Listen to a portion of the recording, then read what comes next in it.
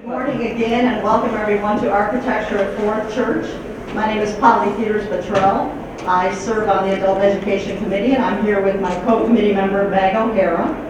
And we are lucky enough to be in the presence of Don Allerton, who's going to lead this class. As some of you probably know, if not most of you, he is a church tour leader extraordinaire here and has a lot of information to share. So the class is going to be over 2 weeks. Today, Don will be donning his professorial hat and sharing his knowledge on some materials he's gathered together.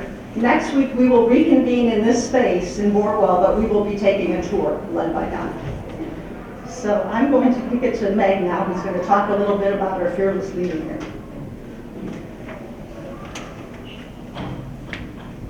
So I have the privilege of introducing Don, who I believe most of you know.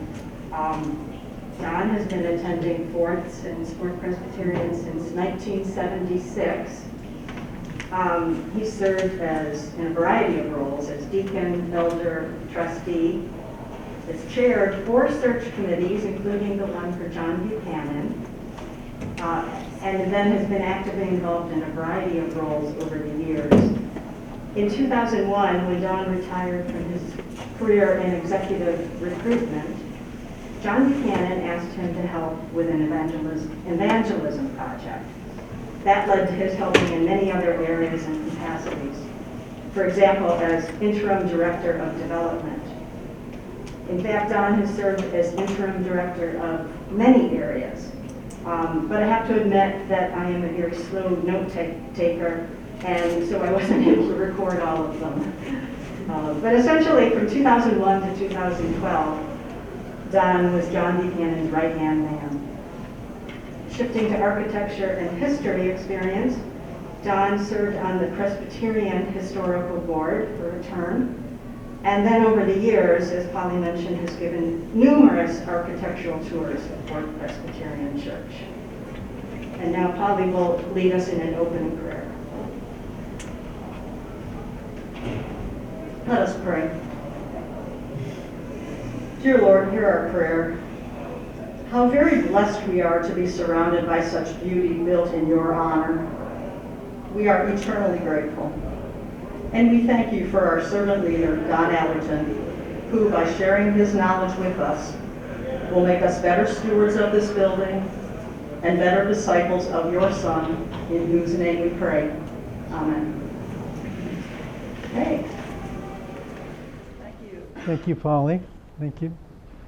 I made the mistake one time of asking people in the back, could you hear me? When they said no, the people in the front got up and joined them in the back. So I won't ask that this morning. But welcome. You're probably going to find out the secret that I'm an inch deep and a mile wide based on the questions you may ask. So just we'll see where that takes us. Presbyterians have been around Chicago for quite a while. The first church that was organized was in 1833 though it wasn't actually First Presbyterian Church. We tend to name our churches in chronological order, but in the mid-1880s there were a number of issues that popped up primarily around slavery. Seems like there's always an issue that Presbyterians get involved with. And in the Presbyterian Church, it was divided between New School and Old School. The Old School were primarily the Southern Church, where slavery was an integral part of who they were and how they conducted their business. And the New folks were primarily East Coast people. Both groups agreed that slavery was not something we wanted to get all excited about and support. But there was a question about how we would eventually evolve away from slavery. And of course we had a civil war that kind of focused on that issue as well. And by the 1870s, we went past the Civil War, and those differences between new and old kind of started to dissolve just a tad. And the old school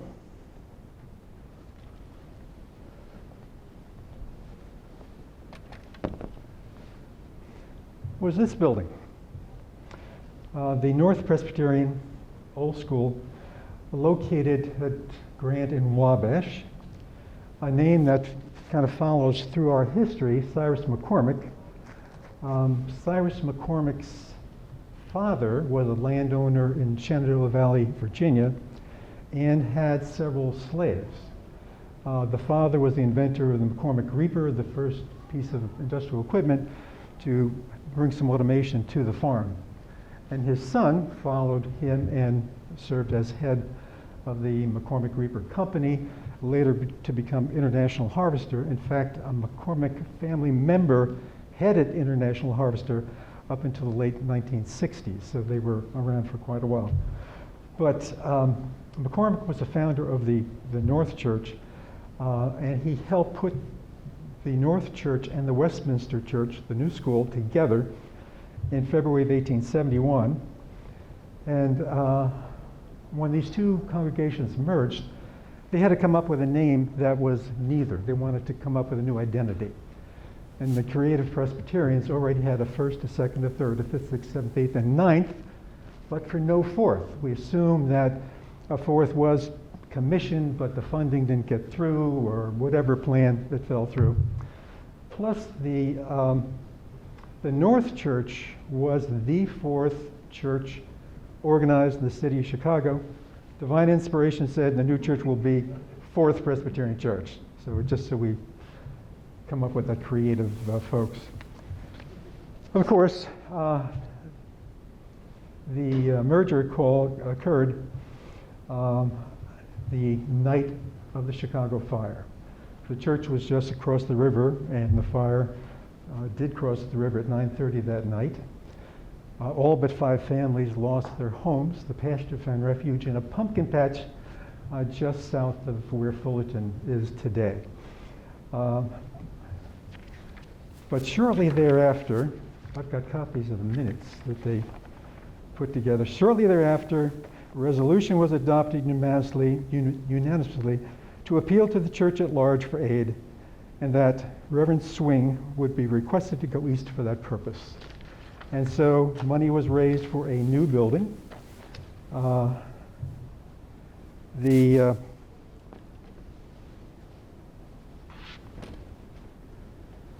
church after the fire looked like this. It's the same building after the fire.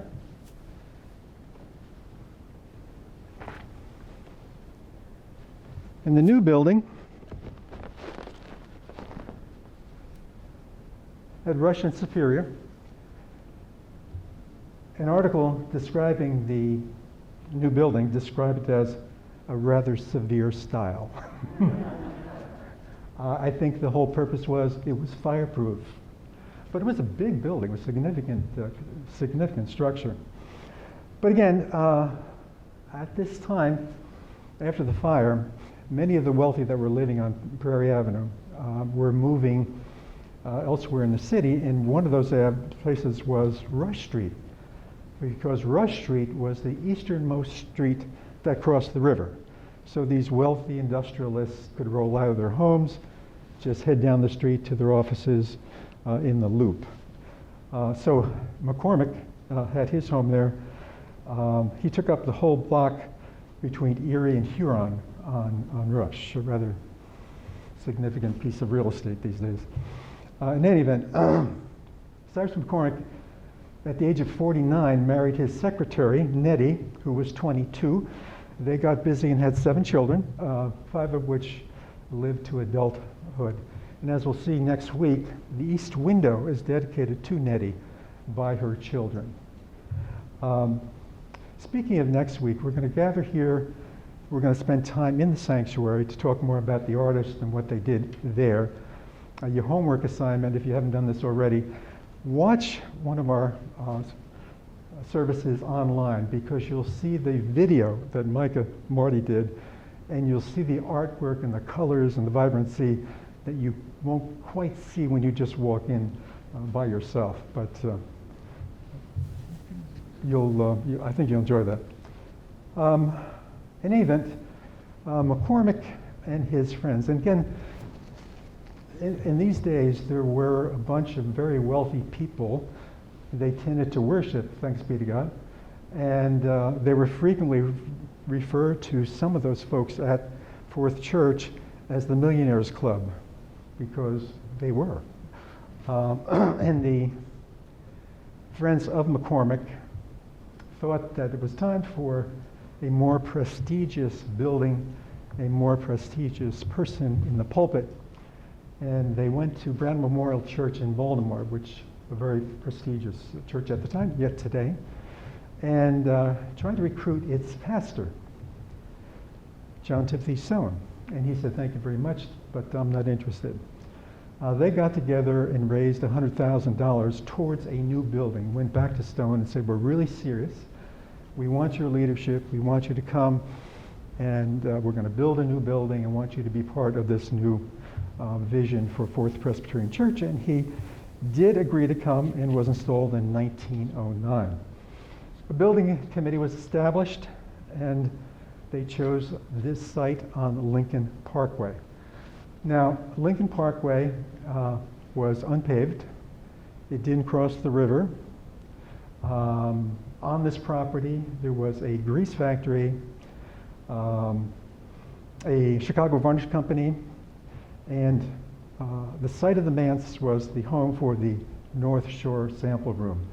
John Buchanan often mentioned that he loved to know when he went to bed at night that he was sleeping on top of a site of a former bar, but that's another story. The neighborhood had a number of boarding room houses that housed young people who came off the farm and needed a room in the city. So it was not the Tony neighborhood that we know this area today. In fact, the newspapers said the neighborhood was known for, quote, gambling, vice, and corruption, and it was a very gritty neighborhood, to say the least. On the plus side, the mansions were beginning to move down from Lincoln Park, and the other piece of good news was that there was a plan to build a bridge across the river.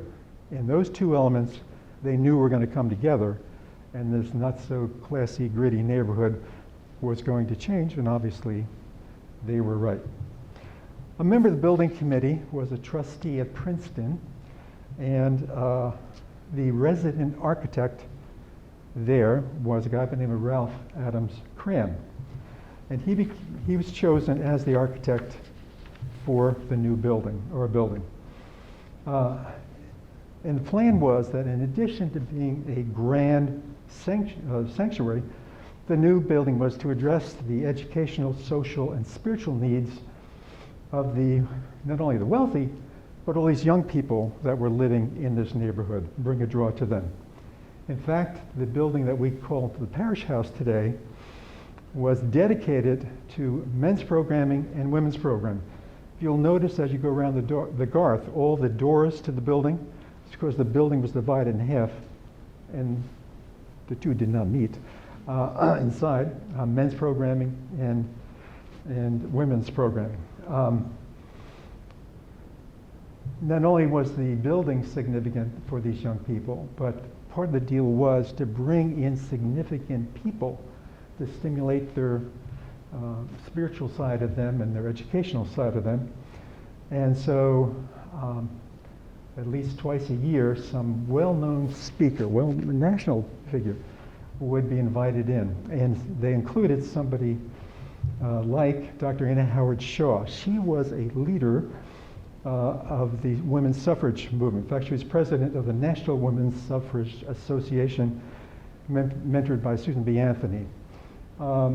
Dr. Stone was no slouch. She was the first ordained female Methodist clergy, and she got frustrated. Lucy's nodding her head back there. She got frustrated with dealing with all those men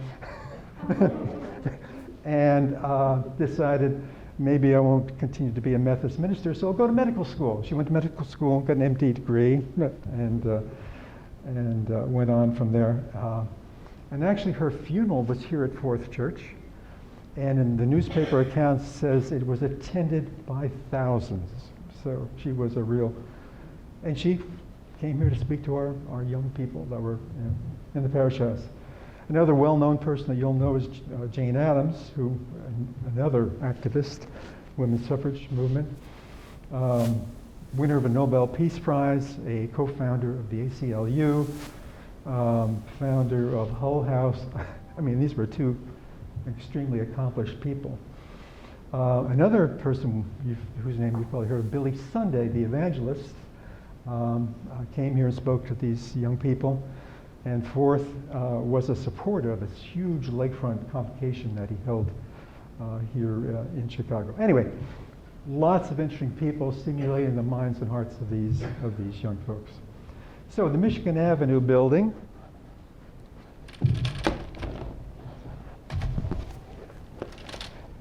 You know, I once went to a corporate meeting where they brought in a lot of their consultants they used, and the company was Motorola. I was one of the consultants, and one of the guys who was going to give the presentation, this goes back 100 years, lost his slide presentation, and he got up in front of the group and he just stood there and said, "Now you see on this slide," and everybody watched him, and it really worked. So technology, we always can work around it. Hopefully this looks a little more familiar.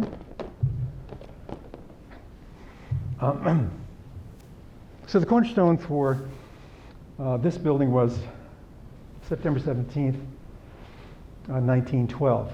And that happens to be the same date, September 17th, that we laid the cornerstone for the Pratt Center, just 100 years later, 9/17/2012.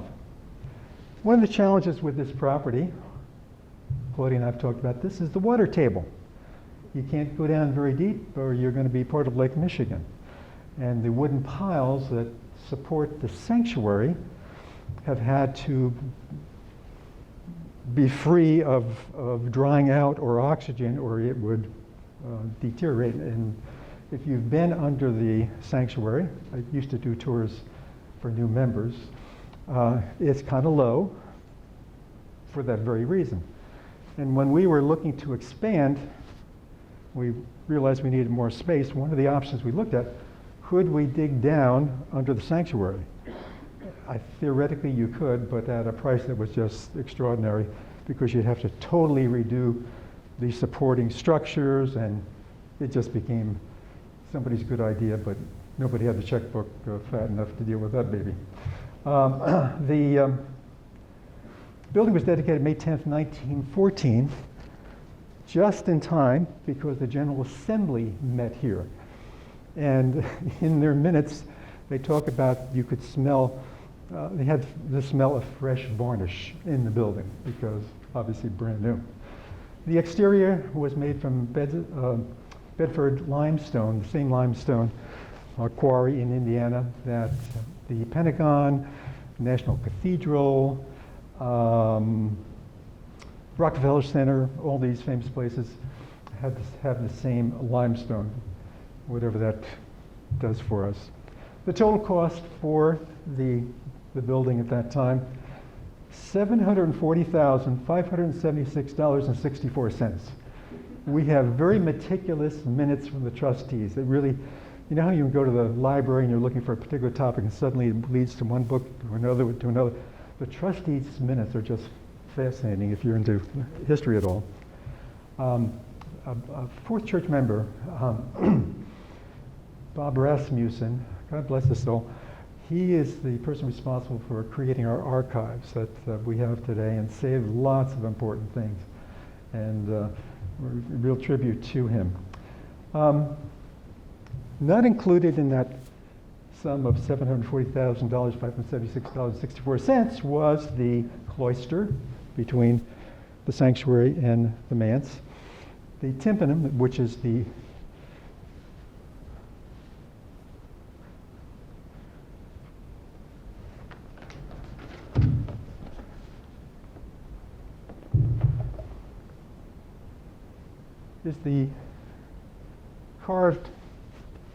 carved stone above the front entrance to the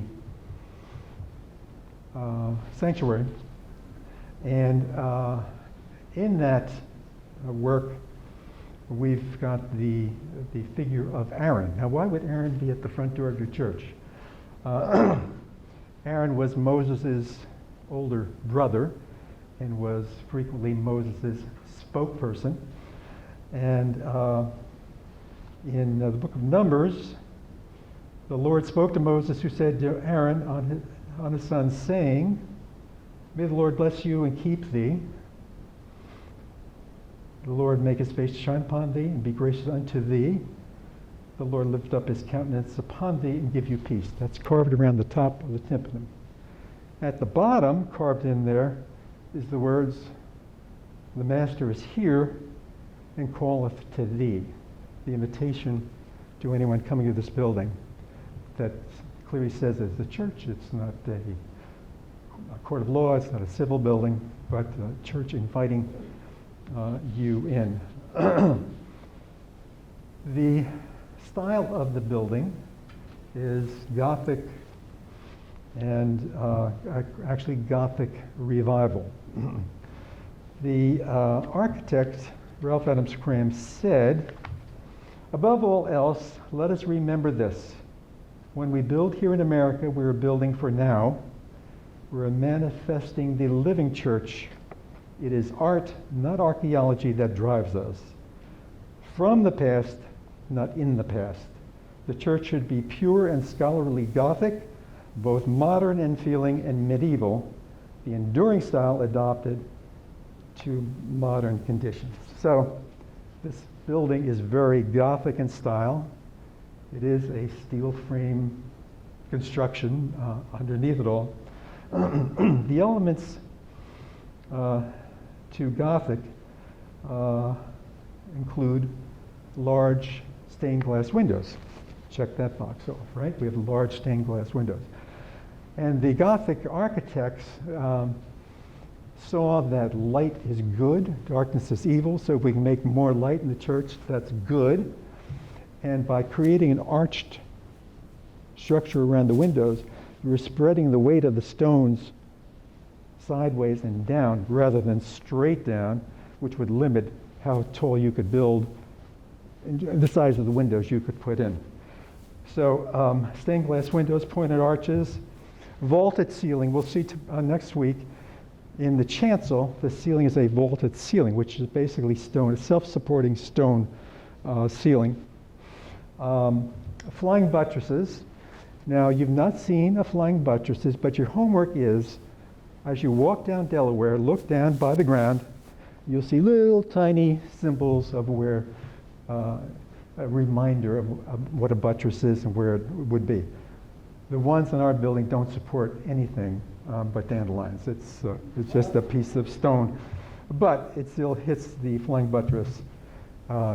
Think of Notre Dame Cathedral in Paris with those graceful stone supports that come out from the building, 28 of them around that building. So we've got glass windows, pointed arches, vaulted ceilings, flying buttresses, and gargoyles. If you go into the garth and look up in the corner, you'll see at least one gargoyle. There's actually two gargoyles up there, always facing down, the evil passions being expelled from their bodies. So one influence was English Gothic architecture. It combined with another movement, the arts and crafts movement of the late 1800s, which began in Great Britain and was a reaction to the Industrial Revolution. So getting back to craftsmanship, the inherent beauty of raw materials, and you'll see that that is a big part of what our sanctuary is all about. In fact, when the sanctuary was being built, the craft that was most in demand, there's a lot of stonework there and so on, but if you look at the in-demand persons with the woodworkers. You look everywhere in the sanctuary, there's carved wood everywhere. Just imagine how many person hours it took to just carve all that woodwork.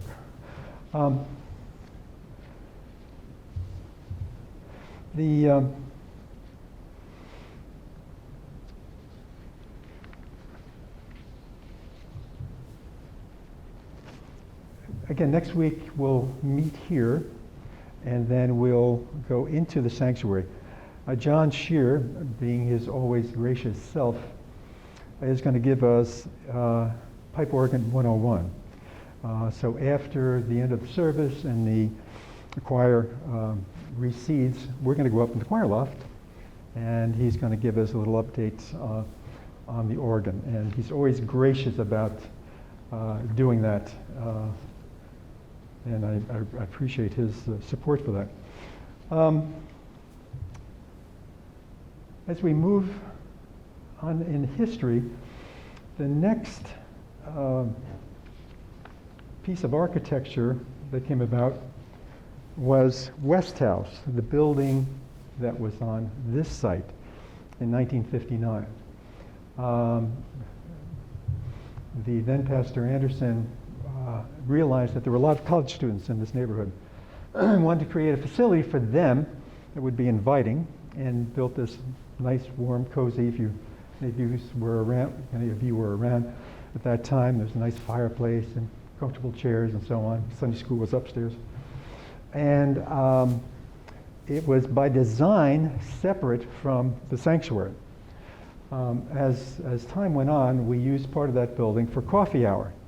And the deal was, when you left the sanctuary through the south transept, you went down a flight of stairs, through double doors, physically outside, through additional double doors, up a flight of stairs, and then have a gracious cup of coffee. Served with real china, I must say. So at least it was worth your hauling yourself over there. Anyway, the original building was an abandoned furniture warehouse that they were going to renovate. Then they realized the cost of doing that far exceeded what they could do it if they just tore it down and build it from scratch, which is indeed what they did. The architect for West House was a Fourth Church member, Maul Shoemaker, who passed away just this past year.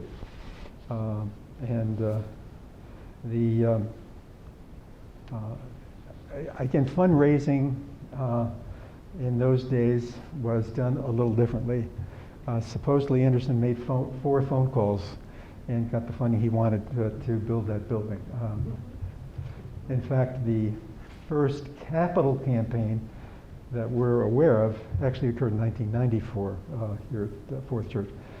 In any event, Elam Davies, some of you I know were here when Elam was here, came in 1961, and a very different person than Anderson.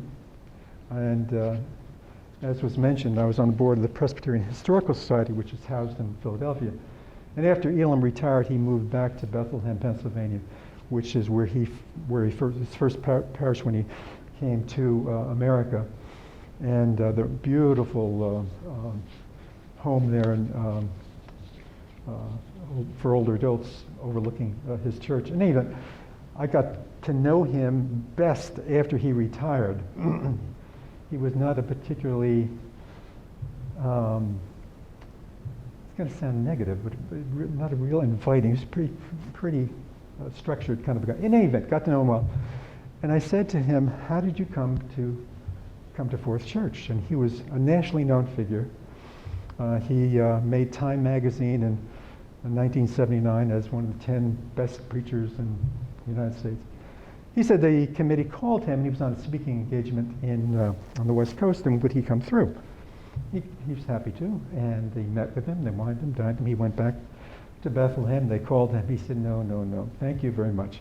He said, the place was so not me, so pretentious. The ushers with tails and white gloves, and no, that's not me. They offered him the job again. He turned it down, and they went back a third time. I give them, as a recruiter, I give them credit for tenacity. And he was about to say no when his best friend said, maybe God is calling you to make a difference. And indeed, he came, and every one of our social service outreach programs began under him, because the church is only the church when it's in mission, to the least, the last, the lost, and the lonely. That was his mantra, and he lived that to a T. Several well-known people were fans of Elam. Paul Harvey, famous radio broadcaster, and his wife and his wife's sister were here on occasion. In fact, when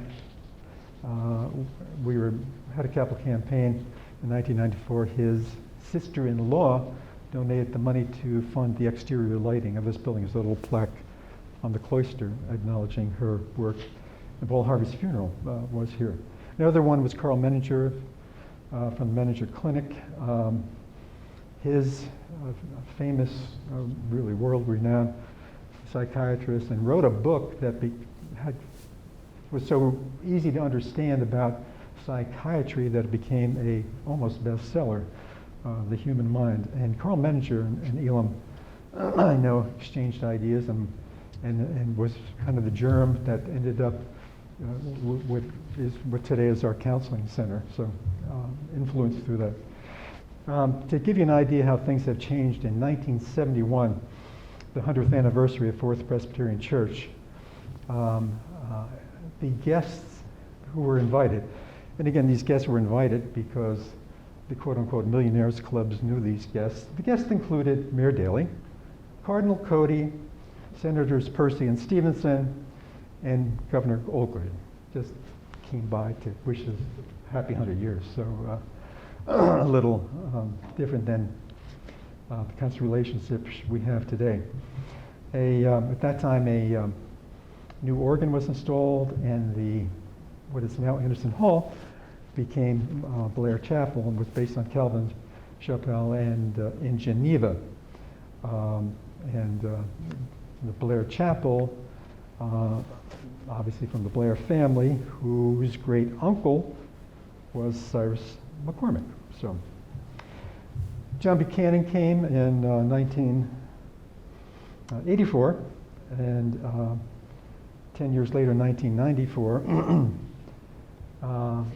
decided it was time to do a number of things. There was deferred maintenance in the building, in some of the arches in the sanctuary, which is oil and canvas.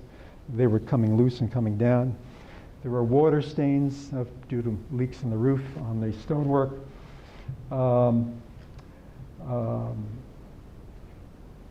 There was need for accessibility, handicapped accessibility. There was a non-issue in 1914, a different issue in 1984.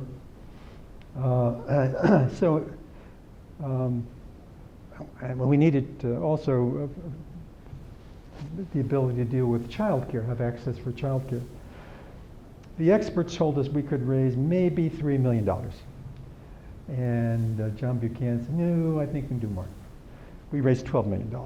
And the loggia became a $1 million solution to accessibility. That was added in 1994. Blair Chapel, after much, much heartburn, got relocated to West House and became Anderson Hall. And we needed that space for a coffee hour because it was kind of hard to have a coffee hour when you had to go through 2 World's Fairs and a goat rodeo to get a cup of coffee. Just not the most warm sense of hospitality. The pews were taken out to be refinished. The light fixtures came out. Our temporary lighting was held. Folding chairs went up. The stonework was clean. The stonework came out 5 shades lighter than the original. The way it started when we began, nothing had happened in the interior of the building. Everything was touched up, cleaned. The down lights to the light fixtures were added. The lights were lowered to help us better see what's going on.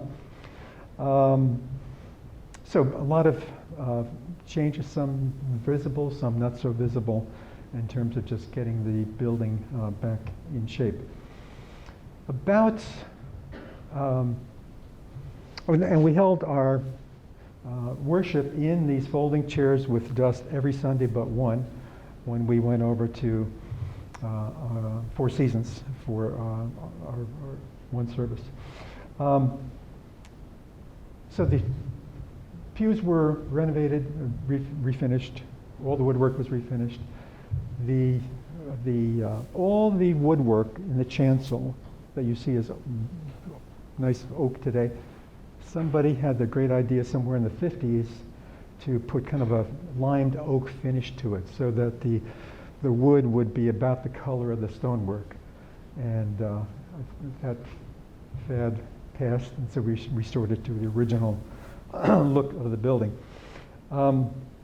Anyway, the pews came back, and probably 5 years after we got them back, there were horizontal cracks occurring in the wood. It would be on this pew, then that pew, and this pew, and that.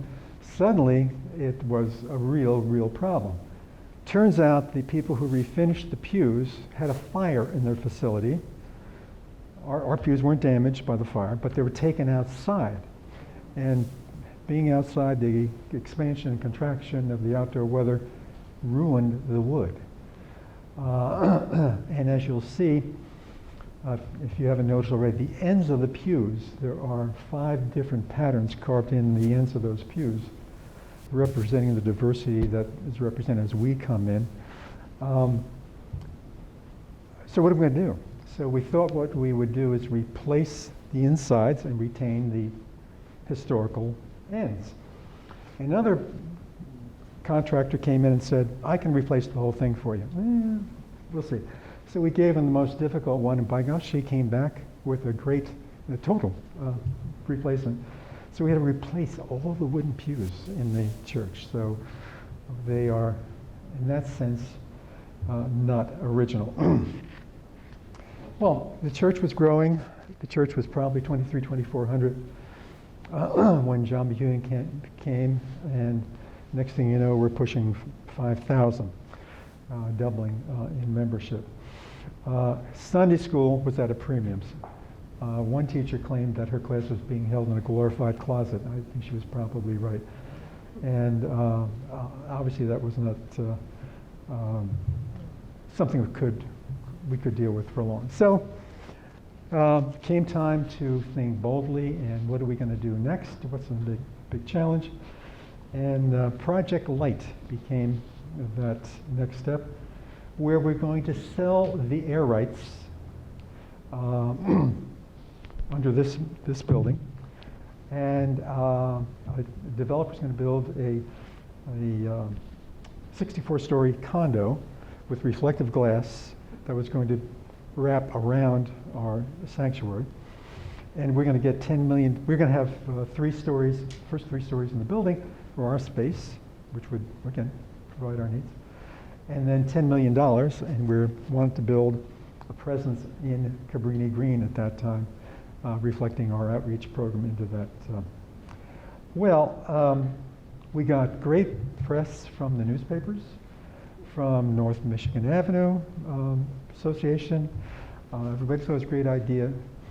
And then we went to the various condos owners in the neighborhood, and it was a real learning experience.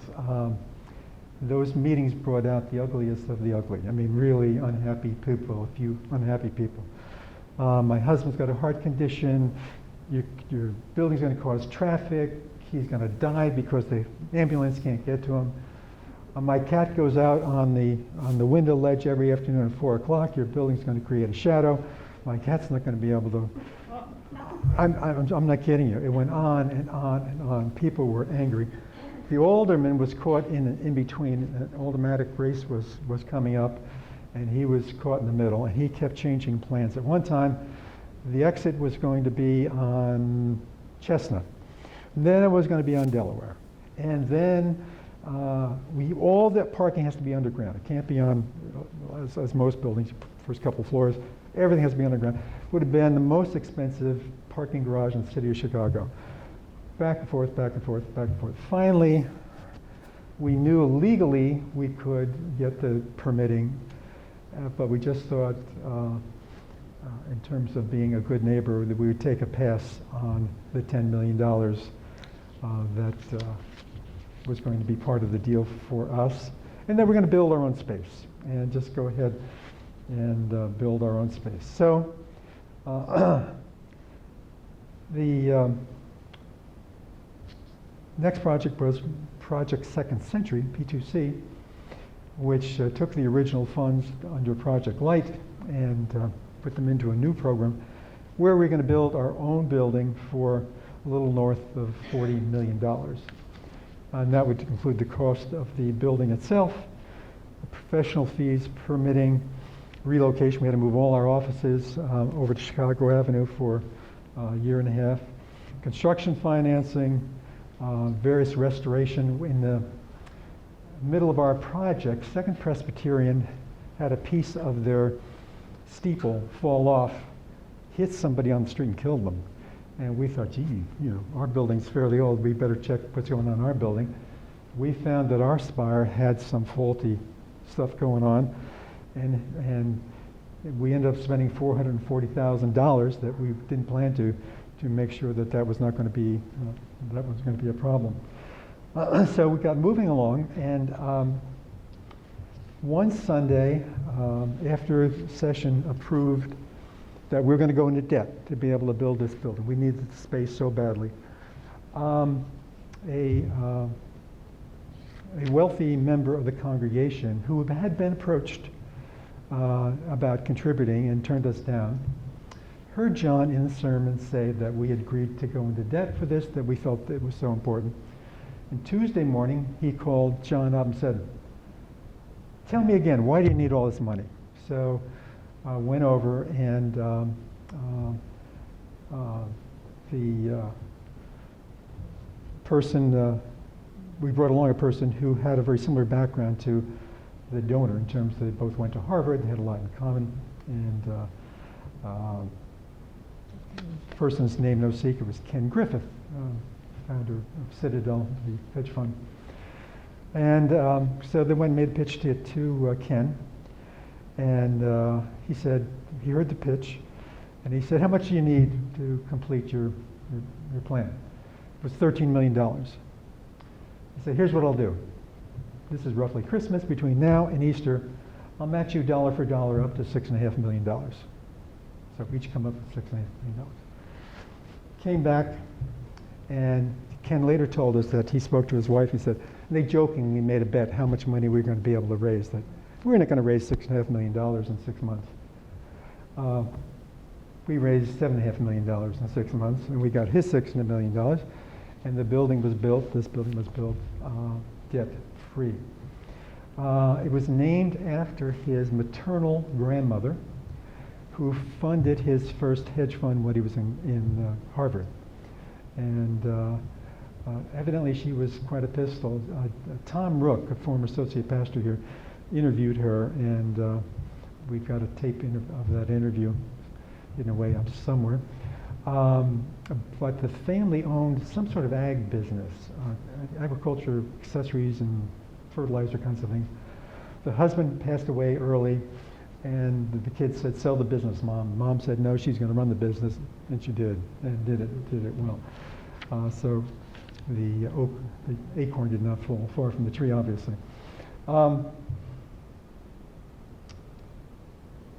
The challenges in building the building, besides raising the money, was as we got into the construction, we found an abandoned water tunnel across the property. And if you recall, the city had a little problem at one time about a water tunnel that flooded the whole loop at one time. So the city was very interested in terms of our abandoned water tunnel, and we had to go through all kinds of things to satisfy them that we were not going to create another loop flooding project. But again, surprise, surprise. And then they went to put elevators in the parish house, the now elevator that takes us up to the third floor. And they looked at the original drawings, and there was wonderful footings there that were going to be just wonderful. when they got there, the footings weren't there. So they had to totally redesign how the elevator was going to be installed, and another delay there. To deal with the water table problem, they used a construction that created basically a bathtub, put it in a sealed walls around the property they wanted for the basement level of the building. So to totally keep out and protect the buildings around us, that their pilings didn't get exposed, that this would cause them to rot and all kinds of awful things. So some real significant challenges that worked out just fine. And we ended up with this beautiful building with Buchanan Chapel, with the Lambeth that's inspired by the Cathedral Church in France. The artwork that was dedicated in memory of Dana Ferguson, the acrylic film.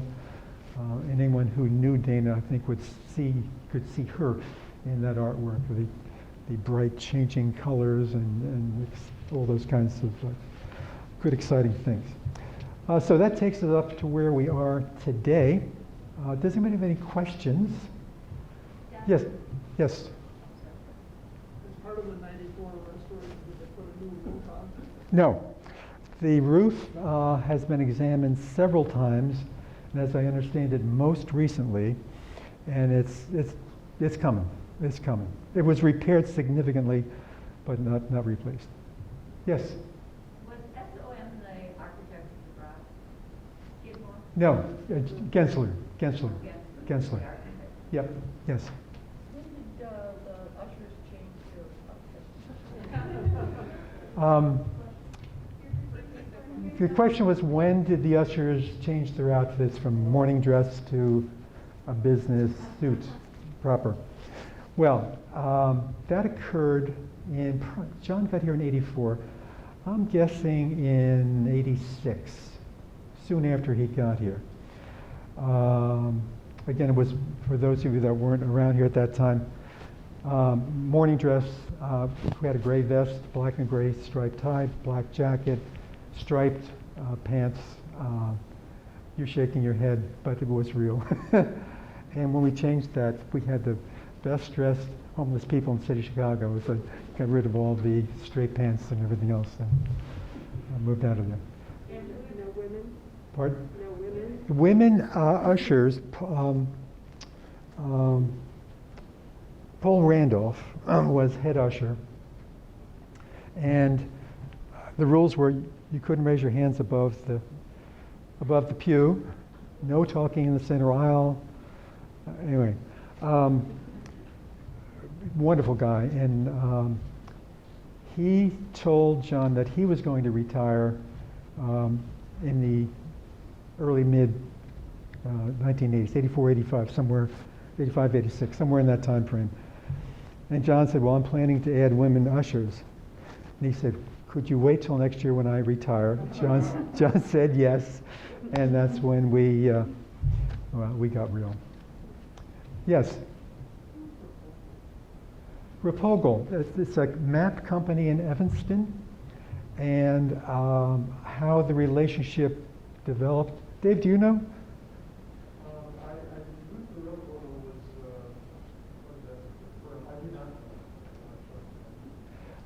Anyway, however the connection was made, which I don't know, he donated funding in honor of his wife to create the counseling center.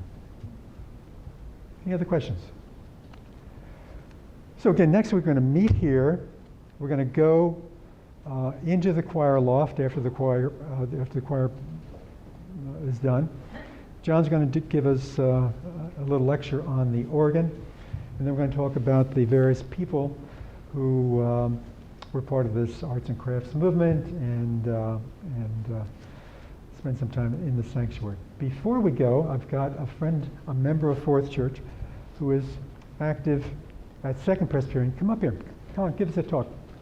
And a lot of the people that were involved in this building were involved in Second Pres. And Karen is a tour guide. Good morning, everybody. Karen Lamb, and as well as being a docent at Second Press, there is, I don't know if you know, it's down on 18th and Michigan in the Old Prairie Avenue area, and it is a National Historic Landmark because of the pristine arts and crafts interior, 9 Tiffany windows. I am a docent there, and the comparisons are the manse and the garth were designed by Howard Van Doren Shaw, who designed the interior of Second Presbyterian, and the artwork such as the angels out in the hall here by Frederick Bartlett did beautiful murals in Second Presbyterian. And I just wanted to offer up the fact that I would take people on private tours of the church. And I brought a couple little flyers. I'll be here next week if you're interested. If you're interested in arts and crafts and church interiors, and of course, it's a sister church, Second Presbyterian. So thank you. And again, next week we'll talk about the artists that created that space and their connection here as well as Second Press. So homework assignment, going to look for the little stubs here in the wall here. The other thing to take a look at, go into Anderson Hall and look at the windows overlooking the garth.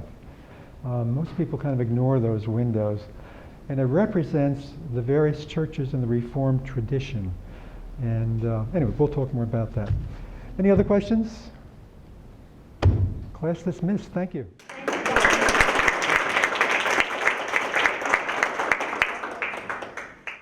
The architect of this space was Ralph Adams Cram.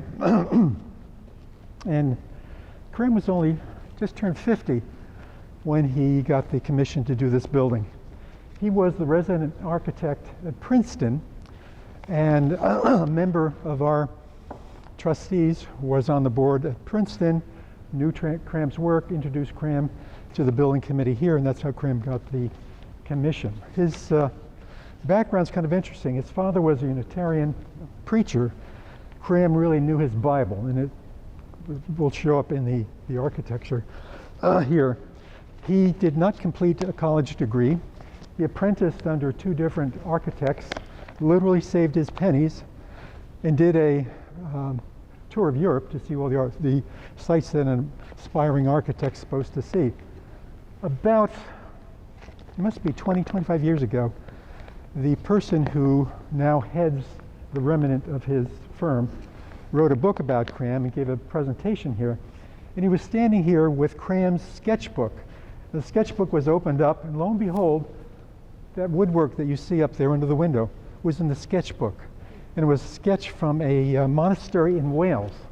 So he just wondered how his mind worked, would have all these visions and various things that he saw, combined them, and then tapped into that as he worked on the various commissions. His claim to fame was that his firm won, in 1903, the commission to redo West Point in, quote, the popular modern Gothic style. And it was a worldwide competition that made his name and established him as the Gothic Revival architect, of which this architecture is, as we talked about last week, Gothic Revival. Charles Connick, also from Boston, he and Cram worked together on many projects, and in fact, Cram funded Connick's first studio. All the windows in the building are Connick windows, and in the tradition of the arts and crafts movement, the emphasis on handiwork and materials, natural materials, really pervades both of their works that we see here. The competitor of Connick had a competitor was Tiffany, and Tiffany had a commercial side. There's Tiffany lamps, Tiffany ashtrays, Tiffany whatever, as well as beautiful Tiffany windows, and there's examples of those all over Chicago. However, Connick was quoted as, his greatest contribution was resurrecting stained glass from the abysmal opulescent picture windows of the sort popularized by Tiffany. So there was a little competition going on in that world. And if any of you had been to the cathedral outside of Paris, Chartres Cathedral, what do you remember? The blue window, right? And Connick kind of worked on that as kind of his claim to what a blue window should look like. And we see that clearly in the east window. The east window was dedicated by Cyrus Mccormick's 5 children in honor of their mother, Nettie. And the theme is the progressive revelation of the Bible, from the Old Testament at the bottom, moving up to the New Testament. So you've got, there's 12 openings up there with doves representing the 12 apostles, and then the big figures, left to right, Matthew, tall one, Peter with the keys, Mark, Luke, Paul with the sword, and John at the far right. Across the middle, you've got various New Testament parables: the wise and foolish virgins, the sower, the householder, the house built on a rock, the Good Samaritan, and the King of Kings. And underneath, we've got the Old Testament counterparts to some of the figures at the top. You've got Isaiah on the left. You've got a parable of the vineyard and tower next to him. Daniel, next figure, Jeremiah, next to last, the eagle, and then Ezekiel at the far right. And you can't see from here, shows the dedication to Nettie. Yes? No, this window's... Was there any window there? Yes. And Mike and Marty tracked down what happened to it. The window that was there, same size, had the same technique as you see on the north and south windows. And those windows were taken out, and they exist today in a church on the south side. We went and visited, actually. Kind of had to believe it. 1930. All the other windows are 1914. Okay. Same artist, Connick, did all the windows.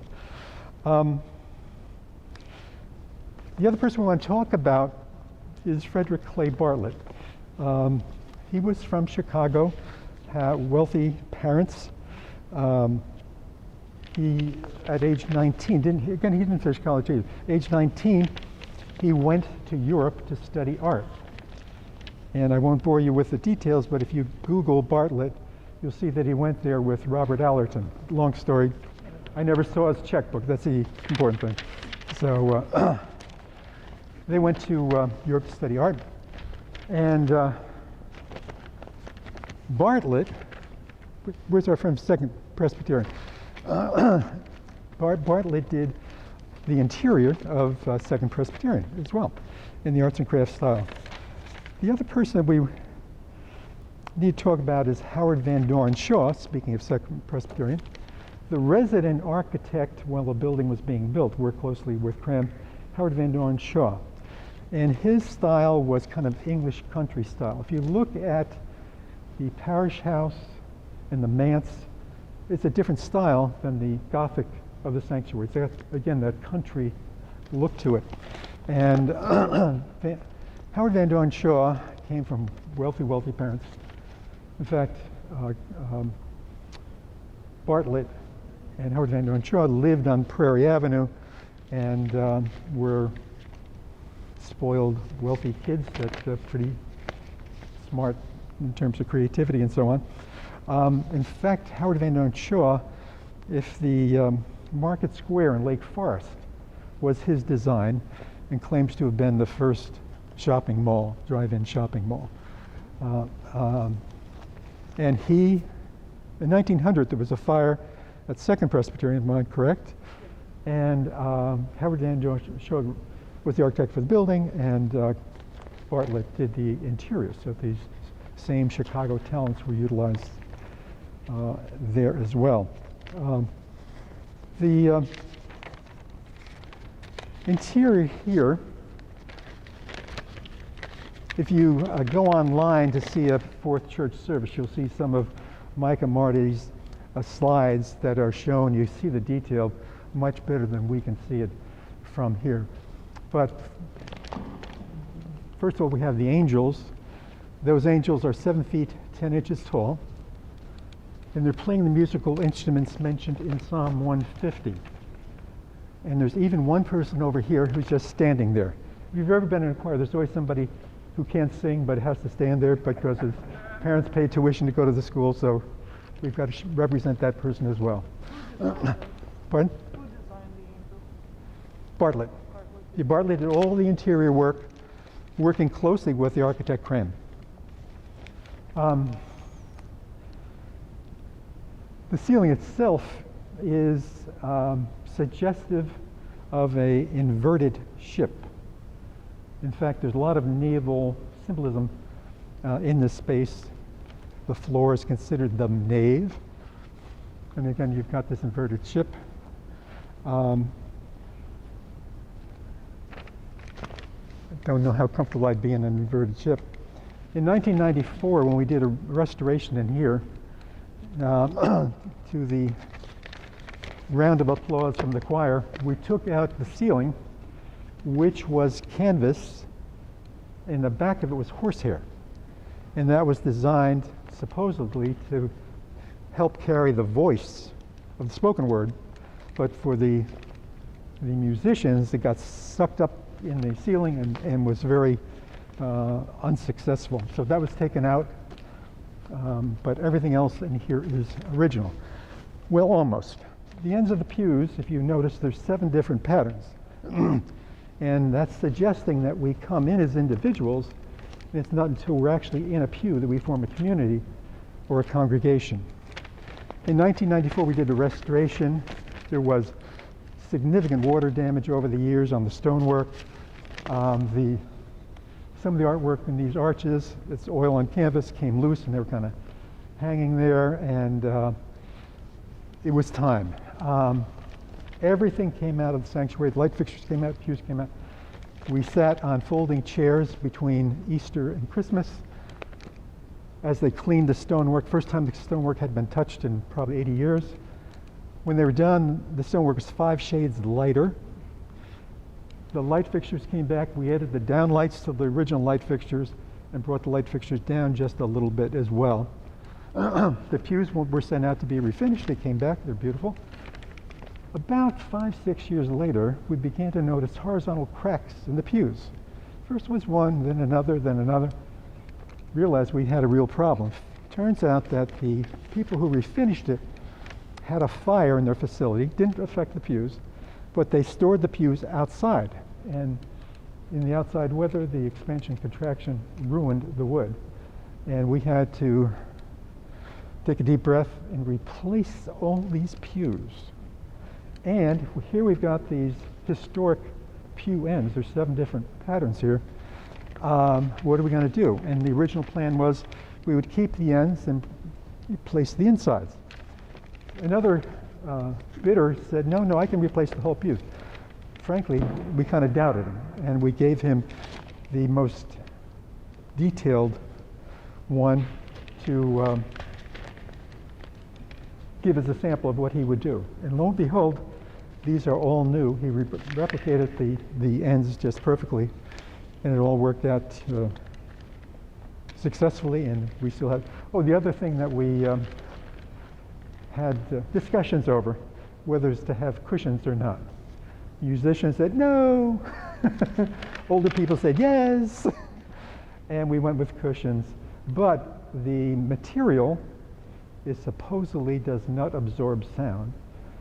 As I recall, it was $27 a yard at the time. Anyway, what seemed to be expensive at the time.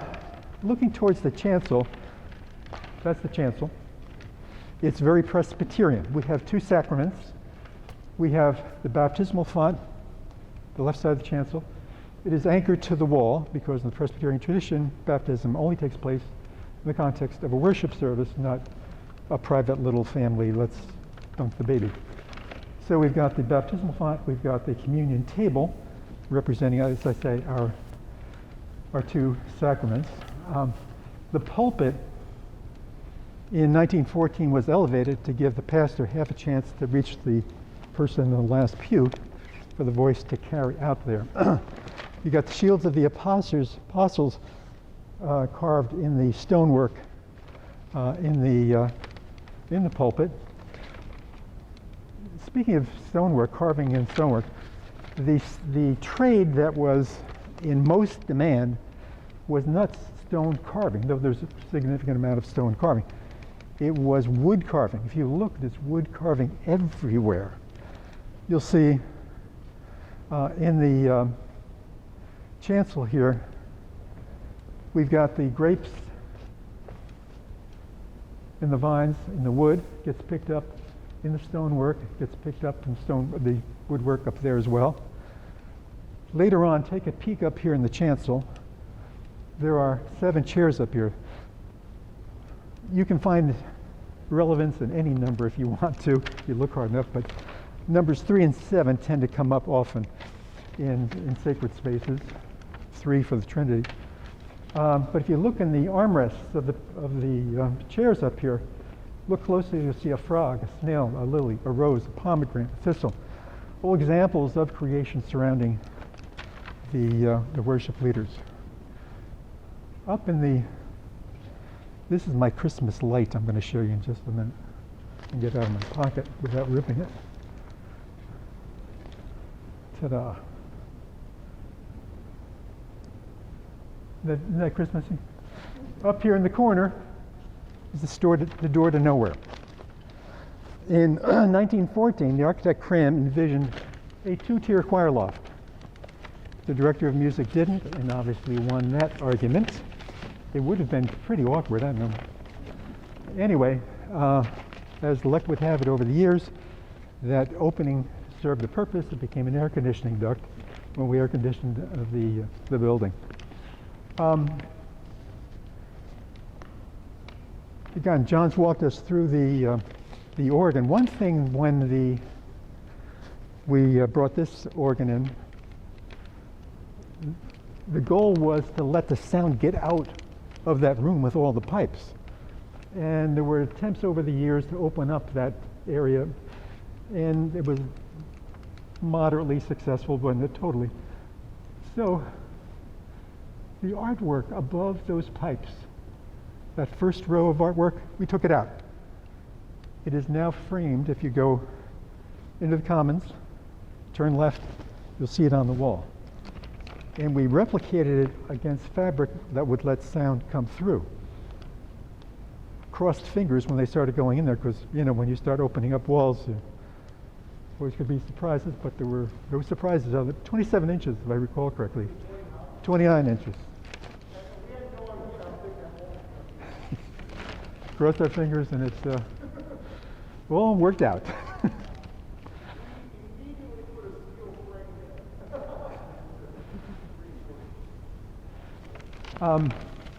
We talked about the arts and crafts movement influencing this space. The tile here is Pewabic tile. There's a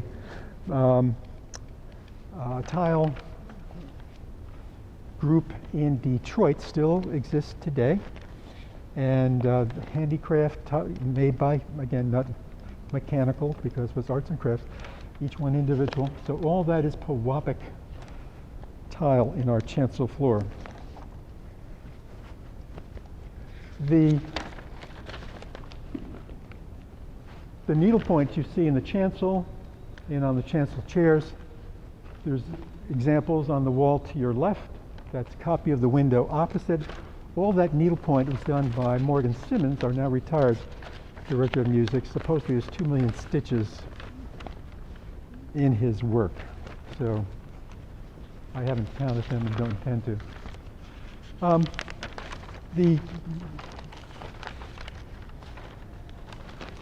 When they had the first service in here, again, there were no tall buildings surrounding us.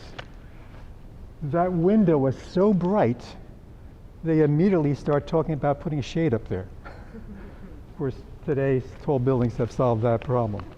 But again, this window, we've got a descending dove at the very top. It's always sign of the Holy Spirit. Three faces, obviously the Trinity, the Christ figure in the center, angels on either side. That's always good news. A family below the Christ figure. To the left, people of different races. 1914. To the right, people of different economic status. There's a king, a soldier, a beggar, a worker. Below, Moses and the Ten Commandments, Isaiah pointing the way to the risen Christ, and to the right, Isaiah who foretold the coming of Christ. It's all in that beautiful conic window. Don, say the bottom three again, please. You've got Moses, Ten Commandments, John the Baptist pointing the way to the risen Christ, and Isaiah, bottom right.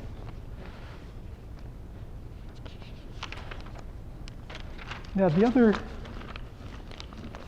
you could take a book on symbols and keep yourself busy for a month or two here just looking at them. On the ends of each pillar there are symbols. And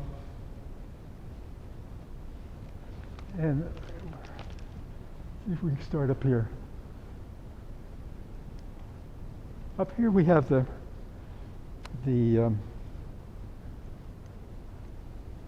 crown and banner, signifying the resurrection. Next to it, a ship, because the believer always finds safety in the ship, brings the person to salvation. Trefoil next, representing the Trinity. Luke and John are the next two. I forget who's down at the end. There's descending dove, Holy Spirit, and an anchor at the far end, representing Christian hope. Again, naval kinds of symbols. Cross in the crown of thrones. A 7-branched candle. That is not menorah. We were in 1914. Didn't have a relation with Sinai at that time, so. Then you've got the symbol for Matthew, Mark, Luke. Then you've got at the end a pelican. And in Greek mythology, it was believed that the mother pelican so loved her child that she ripped out her breast and shed her body for her to feed its young. And at the very end is the open Bible.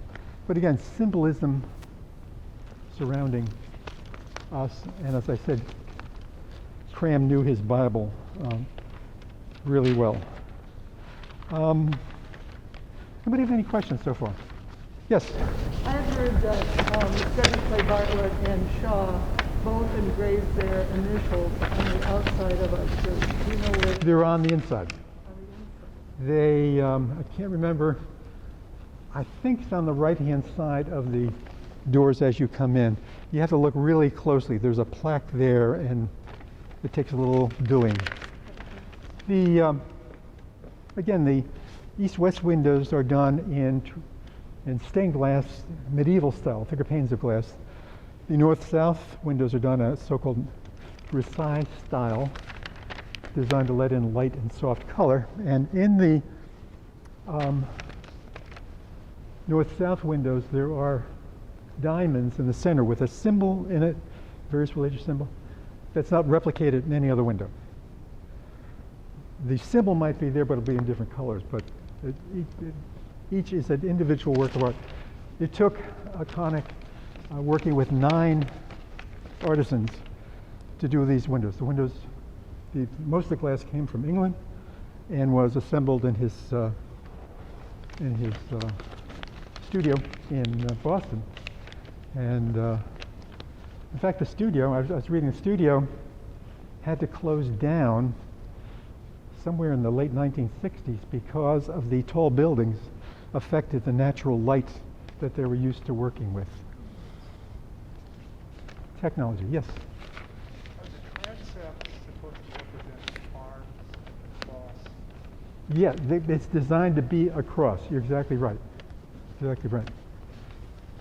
Any other questions?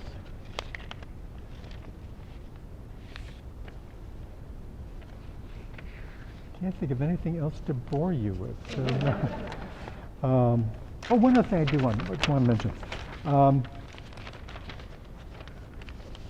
The fountain in the Garth was a gift from Howard Van Doren Shaw, dedicated to children, if you look closely at it.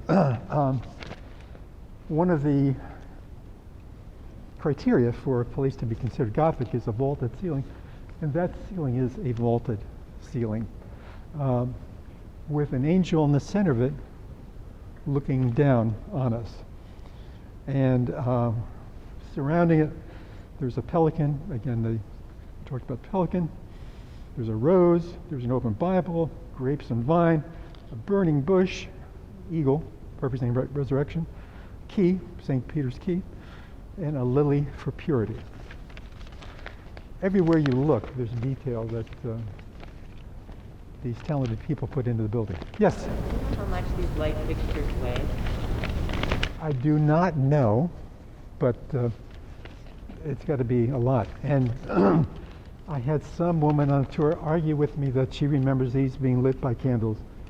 They were not lit by candles. When, 1914, the electrical companies were becoming reliable, and they were becoming combined. Commonwealth Edison, for example, that's the various parts coming together.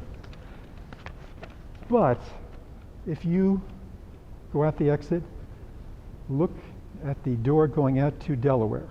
There's an exit sign. If you look underneath that exit sign, the wood is charred because it was lit by gas, because gas was reliable, and left a little char there that once upon a time it was lit by gas. Yes? There's 3 carvings above each of the arches. Do those have anything on them, or are they plain? There's 3 carvings. Stone carvings. The shields. Oh, I know. I see those. You know, Mike and I were talking about that, whether that was just something he felt like doing. We were trying to find the symbolic background. I've yet to find it. Yet to find it. If you find out, let me know. They're flat, there's nothing on No. Any other questions? Well, great. Thank you very much for coming. My pleasure.